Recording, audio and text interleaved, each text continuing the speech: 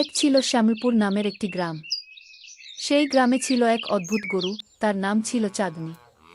চাঁদনী দেখতে একেবারে সাধারণ গরুর মতোই, কিন্তু তার ছিল এক অবিশ্বাস্য ক্ষমতা।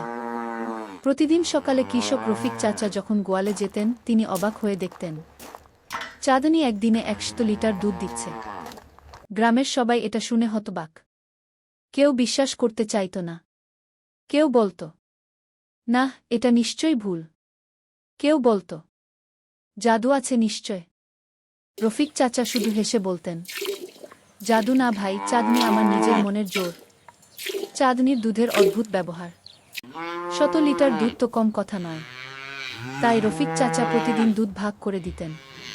কিছু দুধ দিয়ে তৈরি হতো মজাদার দই, কিছু দিয়ে টাটকা ঘি, আর কিছু দুধ গ্রামের দরিদ্র লোকজনকে দিতেন বিনামূল্যে। এভাবে অল্প দিনের মধ্যেই শ্যামলপুরের নাম ছড়িয়ে পড়ল চারদিকে। শ্যামলপুরের চাঁদনী, 100 লিটার দুধের গরু। একদিন ঘটল বিস্ময়কর ঘটনা। এক সকালে রফিক চাচা দেখলেন চাঁদনী গোয়ালের সামনে দাঁড়িয়ে আছে, আর তার পাশে 3টা ছোট্ট ছাগল। রফিক চাচা বুঝলেন চাঁদনী শুধু শক্তিশালী গরুই নয়, সে এখন মা।